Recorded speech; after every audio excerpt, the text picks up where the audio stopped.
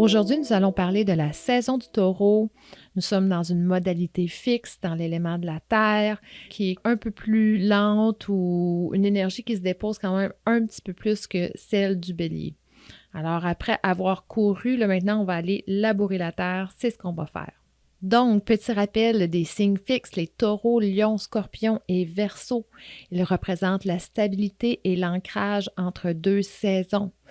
Ils représentent une énergie qui se dépose totalement et qui s'enracine profondément.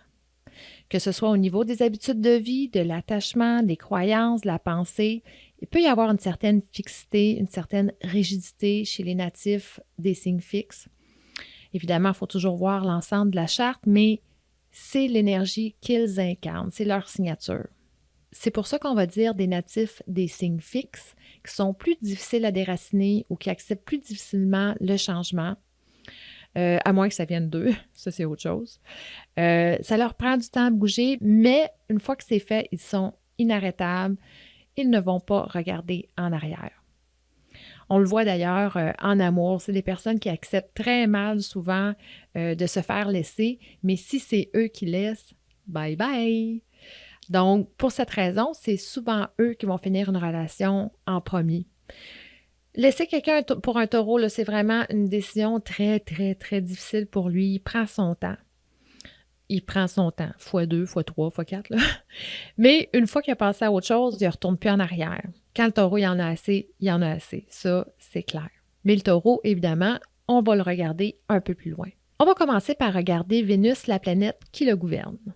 J'ai déjà brièvement parlé de Vénus quand j'ai fait l'épisode sur le Verseau et vous allez sûrement vous en rappeler.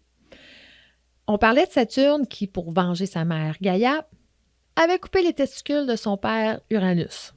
Hein? On se souvient de ça? Uranus, le dieu du ciel et du cosmos, qui s'est fait couper les couilles, chop chop. Ben oui. Et ces fameuses testicules d'Uranus ont été jetées à la mer. Et à partir de là, une formidable créature prit forme. C'était la naissance de Vénus. Le symbolisme de la naissance de Vénus unit le feu, associé à Uranus, et l'eau, associée à Gaïa, d'où résulte la vie. Donc, ce n'est pas un hasard. Vénus représente vraiment le divin qui s'incarne dans la terre, le lien entre terre et ciel et la beauté et l'attachement. Son étymologie classique vient du verbe latin vincere ou vincere, vous me pardonnerez mon latin, qui veut dire lier, attacher. C'est donc le principe de rassembler, de rapprocher et d'unir. Vénus, là, c'est la colle qui tient tout ensemble. Anciennement, son nom était aussi associé au verbe lunerari, qui était neutre et abstrait. Il n'était pas associé à un genre particulièrement à cette époque-là. Il est passé au féminin par la suite, ça c'est arrivé plus tard. C'était un verbe qui voulait exprimer une attitude envers les dieux, plus précisément dans un effort pour les charmer, pour capter leur bienveillance. Unerari, qui ressemble à unir d'une certaine façon, c'est essayer de plaire au maximum à un dieu afin de recevoir en retour sa gratitude et ses bonnes grâces. On sent bien l'énergie de Vénus dans ces mots et pourquoi ça fait d'elle la déesse de l'amour, de la séduction, de la beauté, des choses auxquelles on accorde de la valeur. Elle est aussi associée à la déesse grecque Aphrodite. C'est la version romaine, en fait, d'Aphrodite. Et elle est la mère d'Hermaphrodite et de Cupidon, le dieu de l'amour. C'est d'autant plus intéressant parce qu'il y a deux Vénus. Il y a la Vénus du matin et la Vénus du soir. Une qui est plus combattante et une autre qui est plus introvertie. The warrior and the lover. La combattante et l'amoureuse. Alors, on va regarder ça parce que Vénus, elle a vraiment un mouvement dans le ciel qui est très particulier, qui est très différent de toutes les autres planètes si on regarde du point de vue de la Terre. Pendant 9 mois, Vénus se lève avant le Soleil. Dans cette position-là, elle est appelée étoile du matin ou même Vénus Lucifer, celle qui annonce la lumière de l'aube. Mais c'est ça, elle a été démonisée, évidemment, et associée à Lucifer dans la religion catholique, chrétienne, etc. Là, Lucifer, le rebelle. Donc, Vénus a des caractéristiques un peu rebelles. Si on revient à Vénus, qui est aussi l'étoile du Berger, il ne faut pas oublier que Vénus, c'est le troisième objet le plus brillant dans le ciel après la Lune et le Soleil. C'est vraiment notre astre le plus brillant, c'est celle qui reflète le plus la lumière du Soleil. Donc, la Vénus de jour a des valeurs teintées par Uranus, son père, donc par le feu et l'air, fonceuse, indépendante, autonome, visionnaire, combattante, résiliente. Et quand on dit combattante, on ne veut pas dire nécessairement qu'elle s'en va à la guerre, là. Quoique, il y en a des associations entre la Vénus du matin et la guerre, mais symboliquement, ça veut dire qu'elle est investie, qu'elle se soucie avec intensité des choses. Elle care, comme on dit en anglais, she cares. C'est vraiment l'énergie de Vénus de jour. Après cette phase de jour, elle va disparaître du ciel pendant 40 jours et 40 nuits. Vous avez sûrement déjà entendu cette expression-là, ça vient de là. C'est sa période rétrograde et elle va réapparaître sous la forme de l'étoile du soir ou de Vénus Hespérus pour un autre 9 mois. Cette Vénus-là va avoir des valeurs teintées par Gaïa, sa mère, par l'eau, la terre. Elle va être plus intériorisée, plus songeuse, plus pondérée, peut-être plus possessive, peut-être un petit peu plus en contrôle, associée à la lune aussi parce qu'elle est de nuit. Alors, l'énergie change. Alors, c'est les deux facettes de Vénus. Donc, Vénus a ses saisons, une saison de jour et de nuit. Présentement, elle est de soir et elle va redevenir Vénus du matin à partir du mois d'août, lorsqu'elle va faire son rétrograde. Elle nous a d'ailleurs donné de merveilleux spectacles tout l'hiver avec Jupiter quand les deux étaient bien alignés là, dans le signe du Bélier. Vous pouvez toujours la voir Vénus. Là. C'est sûr que là, les journées s'allongent, fait qu'on la voit peut-être un petit peu plus tard puis un petit peu plus à l'est. Mais c'est intéressant quand même de la suivre et de la voir. Vénus prend 225 jours approximativement à faire le tour du Soleil, mais par sa position, elle fait une valse cosmique très intéressante avec le Soleil et la Terre, du fait qu'elle est entre le Soleil et la Terre. Elle a un cycle de 8 ans qui forme au fil du temps dans le ciel une étoile à 5 branches ou la rose de Vénus aussi, une fleur à 5 pétales, les pétales de Vénus même. Peu importe d'où on la regarde, Vénus, quelle beauté, quelle beauté. Ces points se forment quand Vénus entre en conjonction avec le Soleil, soit en conjonction supérieure ou inférieure. Quand on parle de conjonction inférieure, c'est le début du cycle, c'est le moment où est-ce qu'elle est rétrograde, et supérieure, c'est quand elle est de l'autre côté du Soleil, par rapport à notre point de vue sur la Terre, évidemment. Cette danse dans le ciel et la géométrie que ça crée s'approche de la suite mathématique de Fibonacci, un ratio parfait de chiffres entiers là, qu'on va retrouver à plein d'endroits dans la nature. Meilleur exemple de ça, si vous regardez la coquille d'un escargot, toute la spirale, c'est ça la séquence de Fibonacci. Et aussi, cette géométrie-là nous rappelle le nombre d'or, le ratio de 1,6 qui représente un principe d'harmonie, de beauté qu'on retrouve aussi partout dans la nature. Donc, ces deux formules mathématiques et géométriques qui s'entrecroisent représentent le ratio parfait de l'harmonie universelle des formes. C'est ce ratio-là ou ces ratios-là peuvent être transposés sur n'importe quelle forme géométrique, que ce soit un rectangle, pentagone, triangle, peu importe. Puis, ce qui est merveilleux de ça, c'est qu'on retrouve ça partout dans la nature, dans comment les feuilles poussent sur une tige, là, à la forme des artichauts. Quand vous regardez un artichaut, une cocotte de pain, une pomme de pain, une queue de violon, vous allez retrouver toute cette géométrie-là. Et les humains, justement, l'ont rapidement capté, cette géométrie-là, cet esthétisme-là, si on peut dire, et ça a été intégré dans l'architecture, dans l'art. On pense à Leonardo da Vinci, lui, il avait catché ça, là, tu sais, vraiment partout, peu importe qu'est-ce que, de la Joconde à tellement de choses qu'ils ont faites, tu peux retrouver dans ces tableaux, dans différentes choses qui le fait vraiment, ce ratio-là, le nombre d'or et cette séquence-là de Fibonacci. Je voulais ajouter aussi, parce qu'on parle souvent d'astrologie occidentale, les racines hellénistiques et tout ça, mais les Mayas, qui étaient des observateurs d'étoiles extraordinaires, avaient déjà, eux, catché que Vénus n'était qu'une seule étoile. Parce que au départ, là, dans le temps, les Grecs, quand Vénus disparaissait derrière le Soleil et revenait des mois plus tard, eux pensaient que c'était une autre étoile. Mais c'est intéressant de voir que les Mayas, eux, ils l'observaient de jour comme de nuit et ils ont travaillé énormément avec elle. D'ailleurs, les Mayas, autour des années 1000, avaient déjà un genre d'almanach qui montrait le cycle synodique de Vénus. Donc, le cycle de 8 ans, je vous parlais, ça a un nom, le cycle synodique. Eux ont beaucoup travaillé avec l'énergie de Vénus et aussi tout le côté, justement, Vénus, étoile du matin, guerrière, tout ça. C'est possible que ça nous vienne beaucoup d'eux aussi, là.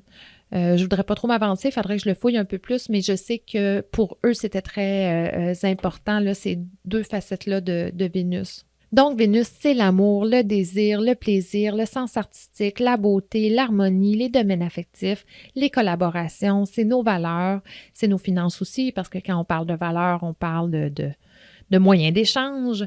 Et qui dit moyen d'échange, même échange, c'est très, c'est à la fois très Vénus et très Mercure. Et ces deux-là, c'est copain-copain, hein, Vénus-Mercure, là, mais bon, bref, ça, on ira approfondir ça une autre fois aussi. Vénus dans la charte, c'est vraiment votre antenne émotionnelle. C'est elle qui nous indique comment on expérimente avec le monde d'un point de vue sensuel, physique, émotionnel aussi, comme je disais. C'est elle qui nous fait frémir, c'est elle qui nous fait rougir. Vénus, c'est vraiment le lien qui unit, unir. C'est important ce mot-là quand on pense à Vénus. Donc, le lien qui unit toutes choses dans la beauté, dans l'harmonie, dans la volupté. Alors, où est votre Vénus?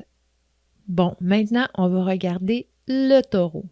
Associé à la maison 2 et 7 en astrologie moderne, Vénus gouverne à la fois le taureau et la balance, comme on disait.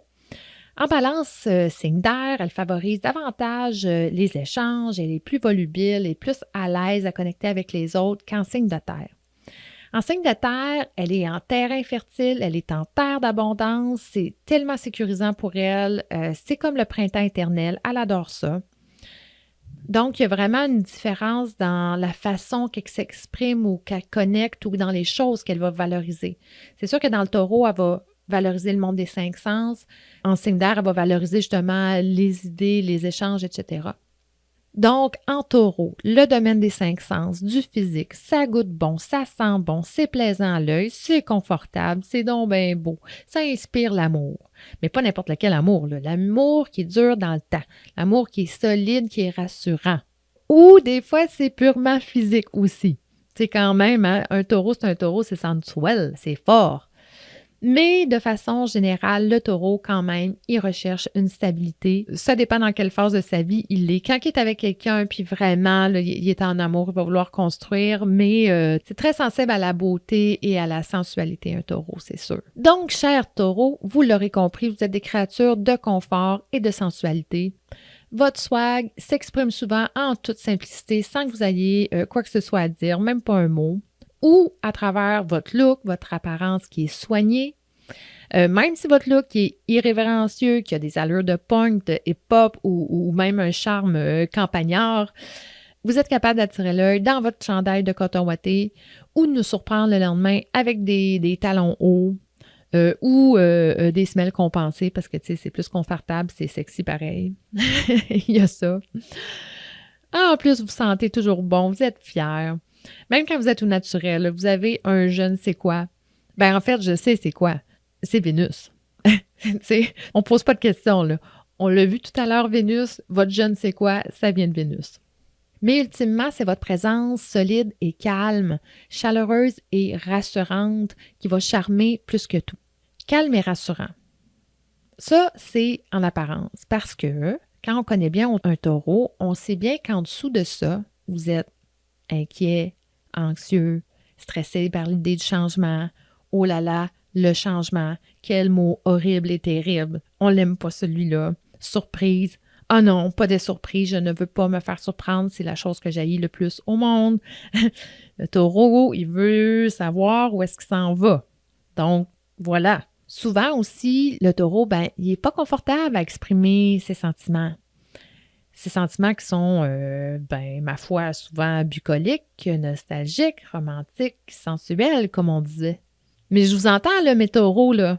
Hey, moi, je suis censée d'être solide comme le roc, là. Je suis pas fleur bleue, là. Je suis un taureau, merde! Mais non, ben non, on se calme, là, les petits taureaux, là, on se rappelle, là, le taureau, il est gouverné par la belle et exquise Vénus.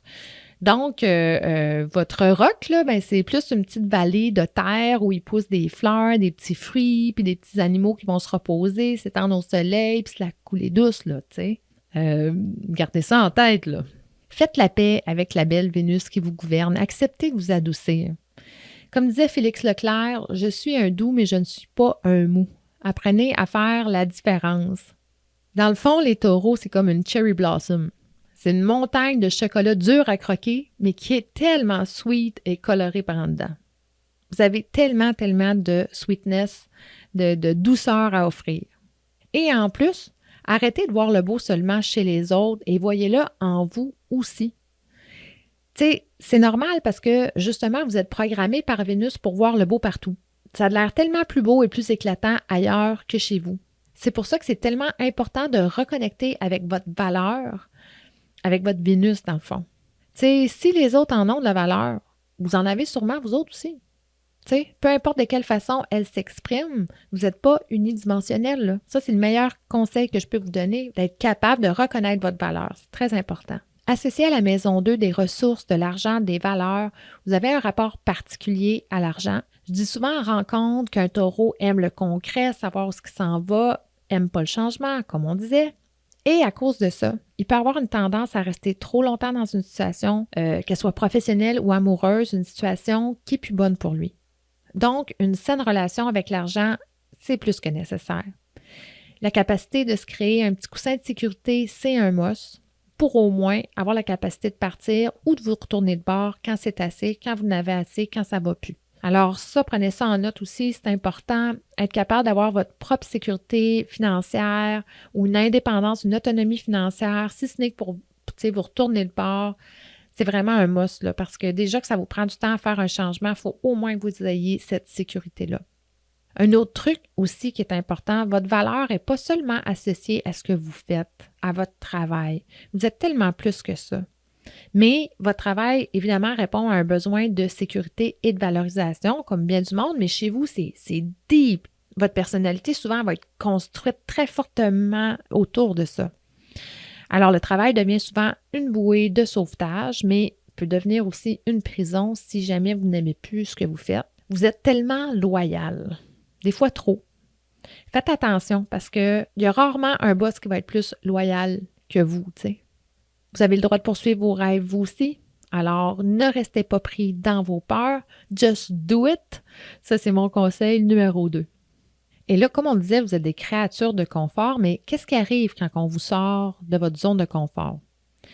Quand vous êtes dans l'inconnu, qu'est-ce qui arrive? Bien là, ça se peut que vous deveniez un peu grognon, un peu chialeux, un peu têtu, un peu pas toujours facile à vivre, un peu boqué. Et quand vous boquez, vous devenez cette montagne impossible à bouger. Ça, c'est garanti. Quand vous voulez rien savoir, vous voulez rien savoir. Le taureau, c'est le plus fixe des signes fixes. Le changement, ou peu importe, une décision, il faut que ça vienne de vous. Et pour que ça vienne de vous, il faut vous laisser seul à réfléchir à vos affaires. Vous revenez tout le temps, de toute façon. Il faut vous laisser faire votre petit bonhomme de chemin et juste pas être pressé. Ça, c'est une autre chose qu'il faut comprendre les taureaux. Les taureaux, ils ont 2 vitesses. On, off. Il n'y a pas d'entre-deux, là. On est lazy sur le couch, on prend ce chill ou on est le premier à rendre service puis on est le premier à mettre l'épaule à la roue. C'est un ou l'autre. Alors, toutes ces blagues-là que le taureau, toujours bâché à rien foutre, là, c'est proportionnel à tout le travail qu'il fait. OK, fait, si vous le voyez sur son divan en train de prendre ce cool, là, laissez-le tranquille, il a dû travailler sûrement très fort. À part quand ils sont ados. Ça, c'est une autre game. Ado, le taureau, là, c'est ça, il faut le pousser vers l'effort, bien souvent. Une fois, il travaille pour lui-même, une fois qu'il travaille pour quelqu'un, ben là, c'est vraiment un autre game. Faut dire aussi, les taureaux sont pas pressés à vieillir. Ils sont vraiment, ils aiment ça qu'on prenne soin d'eux. Alors là, ils sont vraiment pas pressés à devenir adultes, bien souvent. Un autre truc là, qui va gosser un taureau, si vous touchez à ses affaires, hey, mes choses. Oh là là là là, là, il faut faire attention. Je vous entends, là. « Hey, j'ai travaillé assez fort pour avoir mes choses, là, faites pareil, travaillez vous autres avec, là. » On ne dit pas que vous êtes chiche, là, au contraire, là. Mais comme je disais, vous mettez tellement d'efforts pour arriver là où vous voulez être, ça vous fâche de faire profiter de vous. Fait qu'il y a vraiment un côté comme « Hey, c'est mes affaires, je travaille fort pour ça. » tu sais. Mais vous adorez faire plaisir aux autres. Vous pouvez même en faire trop. Vous avez tendance à acheter des gros cadeaux. Puis encore là, l'amour qu'on vous porte, elle ne va pas à la grosseur du cadeau que vous achetez, là, mes petits taureaux, là. Fait qu'on se calme le portefeuille un peu, là, tu sais. Mais il y a vraiment cette idée-là, vous êtes très gâteau parce que ça fait partie de votre nature. Puis là, ben, pire encore de toucher pas à mes affaires, je pense que ça serait mêlez-vous pas de mes affaires. Oh boy, là, c'est zone dangereuse. Qu'est-ce que vous avez peur qu'on découvre? Bien là, attention parce que je vais révéler votre secret. Vous avez peur qu'on découvre que vous n'êtes pas le roc solide que vous vous imposez d'être en tout temps. OK, je le répète. Vous avez peur qu'on découvre que vous n'êtes pas le roc solide que vous vous imposez d'être en tout temps. Et là, c'est ça la morale de l'histoire. Même vous, là, mes taureaux, là, vous ne pouvez pas être solide et en contrôle de la situation et de vos émotions en tout temps. C'est impossible. Et vous n'êtes pas moins solide que les autres quand vous vous exprimez ou exprimez vos sentiments ou votre vulnérabilité. Mais peut-être que c'est possible que vous attendez trop longtemps avant de le faire. Et là, ça devient tellement lourd. Puis comment je me défais de ça? Alors, intégrez votre part de sensibilité dans votre vie. Laissez-la s'exprimer. Conseil numéro 3. Donc, mes taureaux, vous êtes tellement cette belle énergie-là, chaleureuse, chaude et plaisante. Vous êtes des bons vivants. C'est toujours un plaisir de vous avoir dans un groupe. On peut toujours compter sur vous. Mais s'il vous plaît, reconnaissez ces propres qualités-là en vous-même. Ah, puis ça me fait penser aussi pour toutes les mamans ou les papas qui ont des bébés taureaux. Les bébés taureaux, souvent, c'est des bébés Bouddha là, que j'appelle parce que, pas toujours, mais souvent, ils vont être joufflus. Là. Ils ont comme quelque chose, justement, bon vivant. C'est la connexion au monde physique avec l'aspect nourricier pour le taureau. C'est tellement fort. Alors, ça se peut que ce soit un petit peu plus joufflu, là, votre bébé taureau. Puis ça se peut aussi que lui, il n'est pas pressé. Ça se peut aussi qu'il n'est pas pressé à marcher puis qu'il n'est pas pressé à parler. Ça ne veut pas dire pour tous les taureaux, là, pour tous les bébés taureaux, mais j'ai remarqué ça quand même que c'est des bébés qui prennent leur temps. Puis laissez-les prendre leur temps. Ils vont se développer, inquiétez-vous pas, là. Ils vont se développer normalement comme les autres, mais ils ont leur vitesse, comme je disais. T'sais, ils ont 2 vitesses, c'est on-off. Quand ils vont trouver une motivation à faire quelque chose, tout d'un coup, ça va débloquer. Ne soyez pas surpris, justement, acceptez que votre enfant il est peut-être un petit peu plus comme Yo, tu sais, j'ai bon temps, je suis pas pressée. Pourquoi rusher? Puis, tu sais, c'est peut-être un exemple pour toutes nous autres qui courons tout le temps, tu sais. Peut-être que les bébés taureaux, ils ont ça à nous apprendre de dire pourquoi on court si vite, là? Ça presse donc bien la vie, là, tu sais. Peut-être qu'ils ont compris quelque chose de taureau aussi, là. Alors, toutes ces énergies-là qu'on retrouve dans le zodiaque sont vraiment là pour venir nous enseigner quelque chose. Et encore plus, justement, quand on observe un enfant.